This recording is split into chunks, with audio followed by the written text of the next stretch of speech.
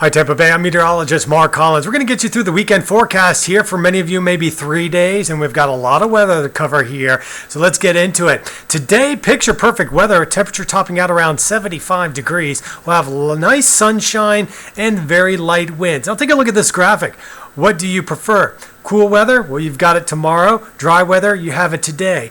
In between marks the transition, and that could result in some severe weather. The timing would be late tonight. Now, that's something we probably don't want to see. Already, we've seen rounds of severe weather, especially across South Florida. In fact, last week, we had a tornado that stretched for about 2.5 miles. It was a EF2 tornado, and just yesterday, we had damaging winds around Venice. So the setup here tonight is the threat for some severe weather during the pre-dawn hours from around 2 until possibly as late as 7 in the morning. But we're going to be dry until then. It's after midnight where we'll start to see some rain moving into the nature coast, and it's in those areas we could get some very heavy rain as well. But mild 70s for us here today. You might struggle to reach 70 degrees if you're near the coast.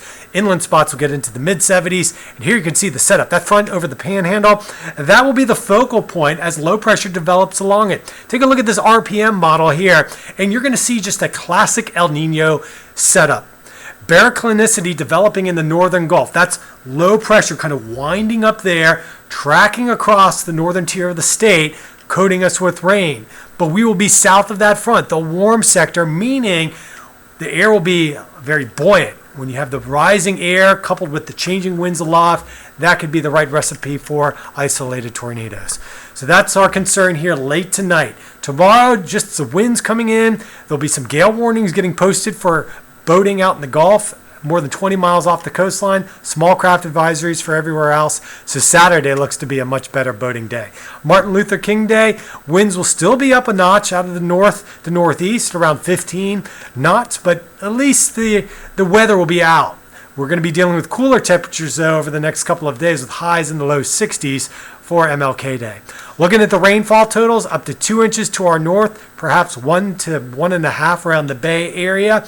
And there will be some rip currents out there. Now, the surf has been up over the past couple of days, so if you're a board rider, that's good news. Your low tide, 1240, so the sandbars will shape up. Other than that, the boating will go downhill, though, over the next couple of days.